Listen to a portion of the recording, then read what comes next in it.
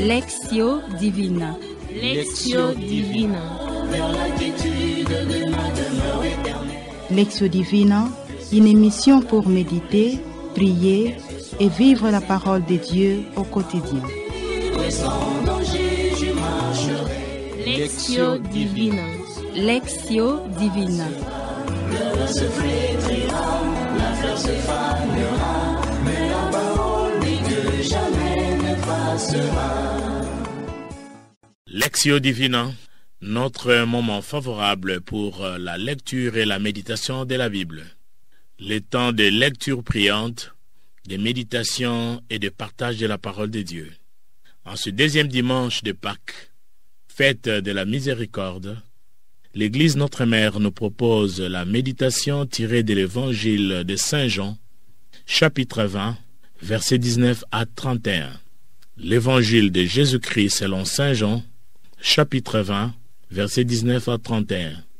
Ensemble, préparons-nous à la prière. Au nom du Père, du Fils et du Saint-Esprit. Amen.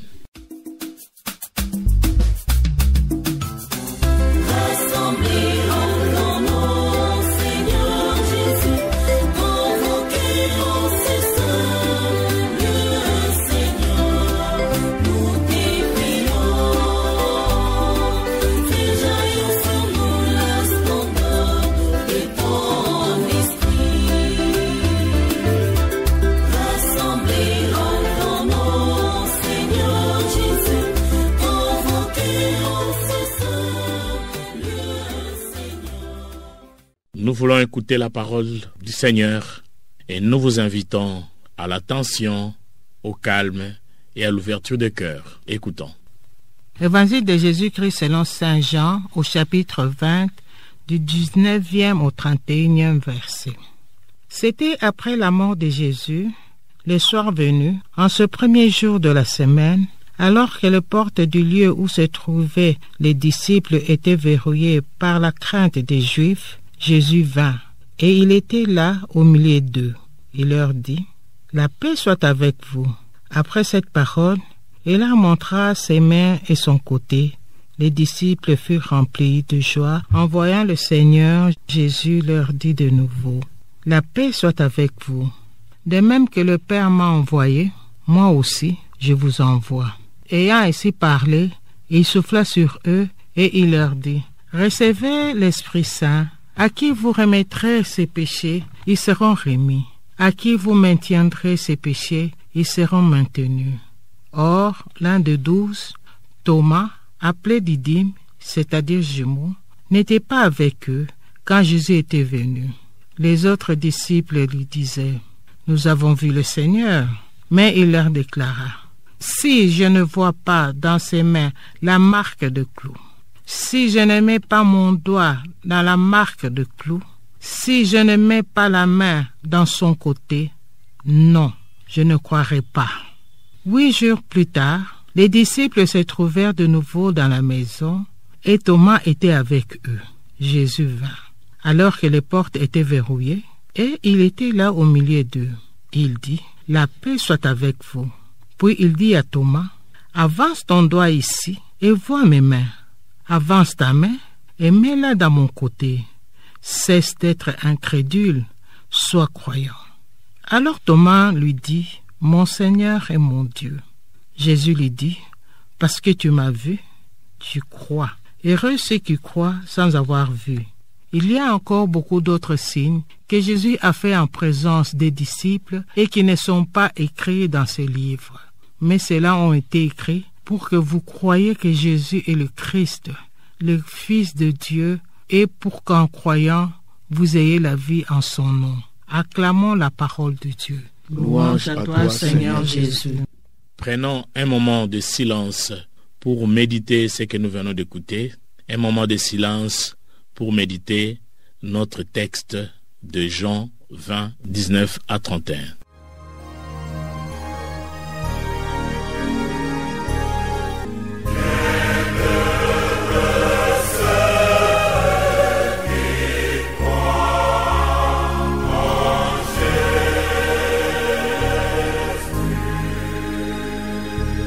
C'était après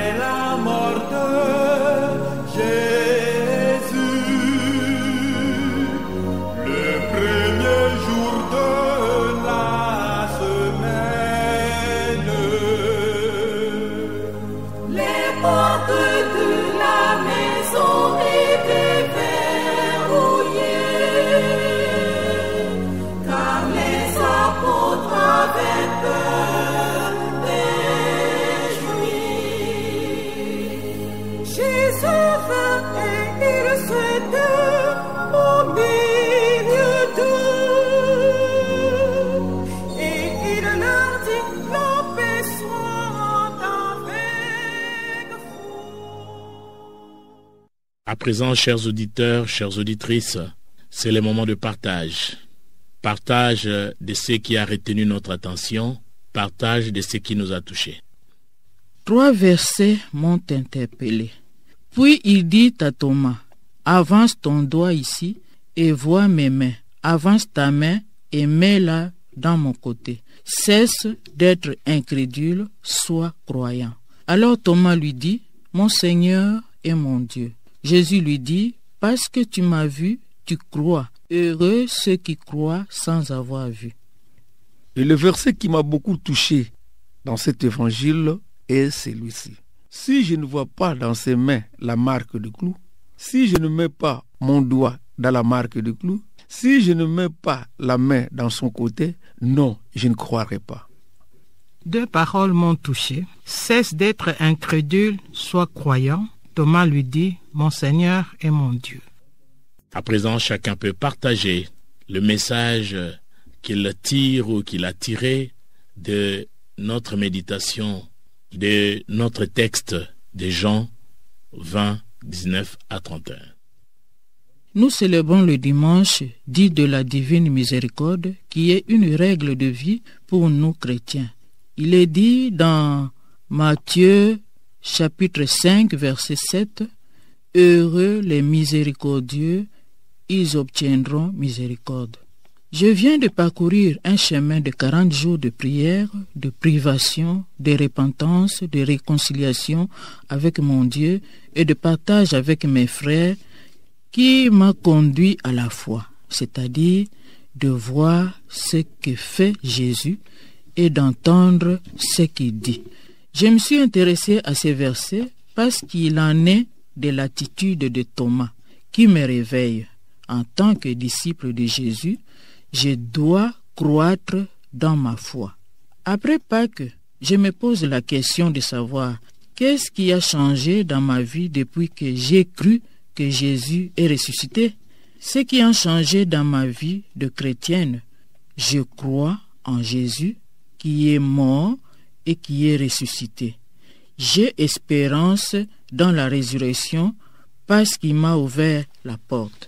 Je veux suivre Thomas qui a fait l'expérience du nouveau regard de Jésus sur lui, celui de la miséricorde. Ce regard l'a transformé et lui a apporté la paix intérieure qui l'a fait crier « Mon Seigneur et mon Dieu ». Comme Thomas, simple regard de Jésus, plein de miséricorde, m'a transfiguré. C'est pour cela que j'ai pris la décision de lire, d'étudier, de prier ensemble la parole de Dieu et de célébrer ensemble la liturgie. Cela me donne les moyens de découvrir la présence et le pouvoir de Jésus en moi et parmi nous. En ce deuxième dimanche de Pâques, je célèbre la fête de la divine miséricorde. Et tant que chrétien, est une règle de vie pour moi. Ce dimanche coïncide avec le doute de l'apôtre saint Thomas. Parfois aussi, ces problèmes de doute m'arrivent. Surtout pour une personne que je connais, je me souviens d'elle pour ses faiblesses, leurs limites. Pour moi, toute personne qui doute, il est Thomas. C'est une grande joie pour moi de savoir que Dieu est prêt à m'accueillir tel que je suis. C'est là pour me faire grandir et me mettre à niveau. Parce que c'est lui qui élève et nous tire de ce monde. Mon Seigneur et mon Dieu, le propos de Thomas, est un acte de foi, mais aussi une repentance par rapport à son doute au sujet de la résurrection du Christ. Thomas se montre incrédule, mais Jésus lui offre le pardon en lui présentant ses plaies et son côté, transpercé comme signe de la résurrection. Seigneur, le péché et l'incrédulité gangrènent ma foi chrétienne. Fais-moi la grâce de résister au mal et de l'humilité, afin que je vive en communion et en harmonie avec toi et avec mon prochain. La clé de réussite dans la vie chrétienne réside dans la reconnaissance de ma petitesse face à la grandeur de Dieu. Et devant le prochain, vivre dans la conversion continuelle animée par la foi. Frères et sœurs, laisse-moi regarder le Christ plein de miséricorde, car son regard me transfigure. Amen. Après le dimanche de Pâques, nous fêtons la divine miséricorde. Aujourd'hui, l'Église fait connaître au monde les profondeurs de la miséricorde du Christ et par la foi et la confiance, attirer à son cœur toutes les âmes, surtout celles des pécheurs les plus endurcis. Dieu est avec nous dans nos expériences du bien et du mal, jusqu'à ce qu'il puisse nous appeler ses enfants. Grâce à son Fils unique, ayant pitié de nous et nous pardonne. Cesse d'être incrédule, sois croyant. Cette phrase est adressée à tous les chrétiens. Je n'ai pas vécu au temps de Jésus. Je peux aussi avoir un doute, le doute méthodique, le doute de Thomas. Ça pourrait être une histoire à prendre ou à laisser. Mais, chrétienne que je suis, baptisée, j'ai obtenu tous mes sacrements. Ma foi me persuade à croire à la mort et la résurrection du Christ pour le salut de l'humanité. En communiant, en récitant les credos, les valeurs évangéliques doivent être vécues dans le quotidien. Il m'arrive d'être mise devant un choix, le bien ou le mal, Jésus ou le monde. Il n'est pas facile d'être chrétien si je n'ai pas une foi solide, si je ne mets pas Jésus au centre de ma vie.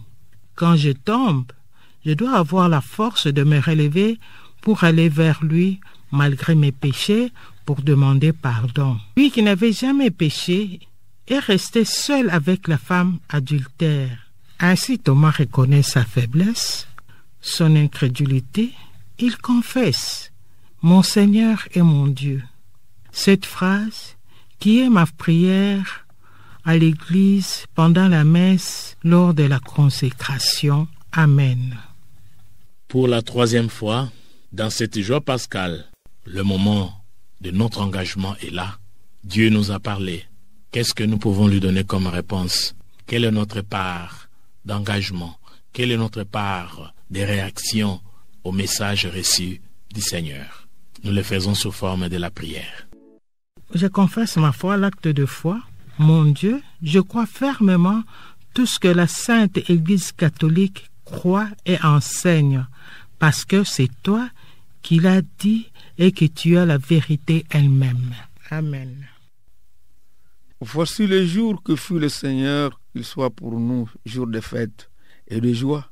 Donne Seigneur, donne la victoire. Béni soit au nom du Seigneur celui qui vient. Dieu, le Seigneur, nous illumine. Rendez grâce au Seigneur, il est bon, éternel est son amour. Amen. Père éternel, jetez un regard de compassion sur l'humanité entière et en particulier sur les pauvres pécheurs, dont l'unique espoir est le cœur très miséricordieux de votre Fils, notre Seigneur Jésus-Christ. Par sa douloureuse passion, témoignez-nous votre miséricorde, afin que, de concert avec nous, puissions tous louer éternellement votre toute puissance. Amen. Alléluia, alléluia, chers auditeurs, chères auditrices, chers frères et sœurs dans le Seigneur. Jésus est vraiment ressuscité. Voilà, il commence ses apparitions pour montrer qu'il est vraiment vivant et il est parmi nous. Voilà Jésus ressuscité, traverse les obstacles, traverse les barrières, traverse les limites pour se faire voir à ses siens, à ses disciples. Et voilà, il commence par une salutation qui assure et qui rassure, qui provoque la communion. La paix soit avec vous. Chers auditeurs, chères auditrices, Jésus est capable, a le pouvoir de traverser nos obstacles du quotidien, de traverser nos difficultés. Rien ne peut empêcher à Jésus de passer au-delà de ce que nous estimons, nous pensons impossible, car devant lui, rien n'est impossible. Nous tournons nos regards vers Jésus, nous trouvons la vraie joie, parce qu'il est celui qui nous apporte cette paix en ces moments de joie. Mais aussi, cette joie devient une joie missionnaire, une joie qui nous engage à la partager avec les autres, à la partager avec le monde. Voilà le Seigneur qui leur demande d'aller en mission, d'aller vers le monde. Ce monde qui est déchiré par la famine, ce monde qui est déchiré par le trouble, voilà les disciples sont envoyés pour apporter la paix de Jésus ressuscité. Il nous arrive d'avoir des doutes comme Thomas.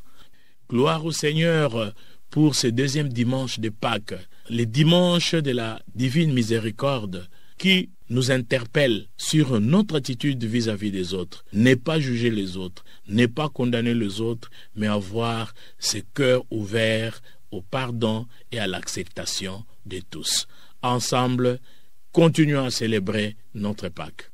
L'émission d'aujourd'hui a été assurée par l'équipe composée de...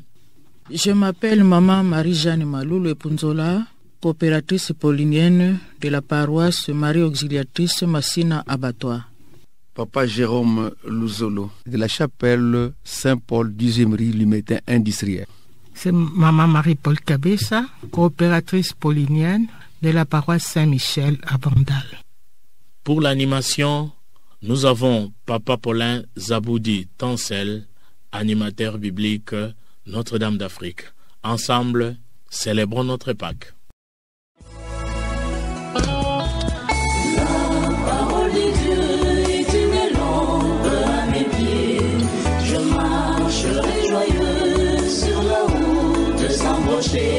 Lectio Divina. Lectio Divina. Lectio Divina, une émission pour méditer, prier et vivre la parole de Dieu au quotidien. Lectio Divina. Lectio Divina. Le se flétrira, la fleur se fanera, mais la parole dit que jamais ne passera.